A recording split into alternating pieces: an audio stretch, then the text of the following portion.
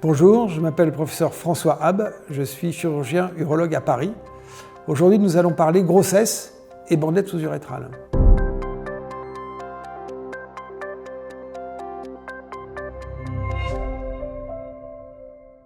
Le traitement de l'incontinence urinaire d'effort des femmes, notamment l'incontinence au sport, repose, lorsque la rééducation n'est pas suffisante, sur la mise en place d'une bandelette sous-urétrale.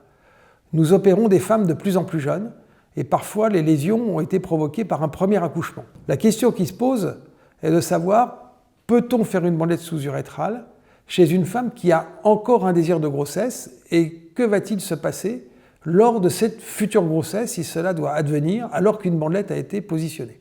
Alors d'abord, une réflexion finalement de pure bonne logique et de bonne pratique. Il est clair qu'on va éviter de faire une bandelette sous-urétrale si la patiente a un désir de grossesse à court terme.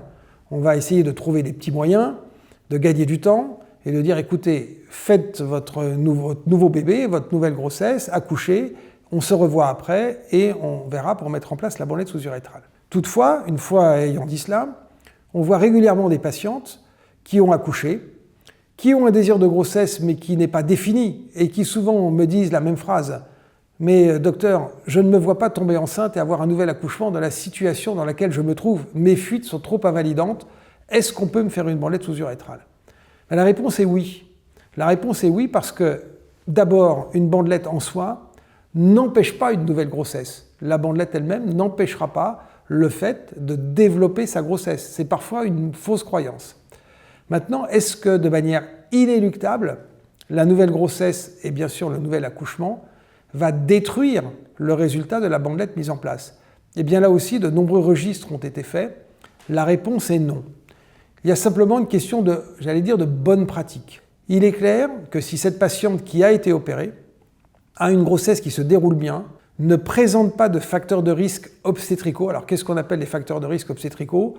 Par exemple des jumeaux, une grossesse qui se présente avec un accouchement qui se présente par le siège, le fait d'avoir un bébé macrosome, c'est-à-dire qui a une grosse tête ou qui est très développé et qui laisse augurer d'un accouchement difficile, eh bien on ne va pas prendre de risque.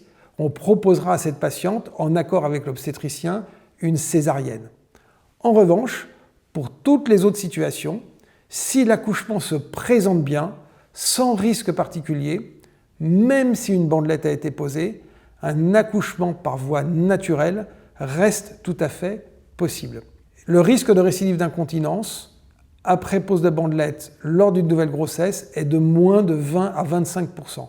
Donc on est loin d'un risque de récidive automatique.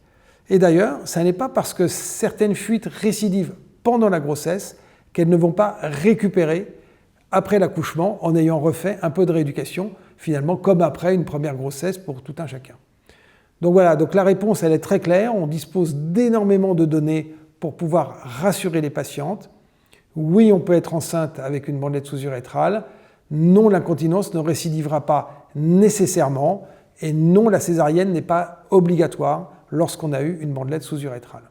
Pensez à vous abonner à cette chaîne YouTube pour avoir accès à plus de contenu et à liker cette vidéo. À bientôt.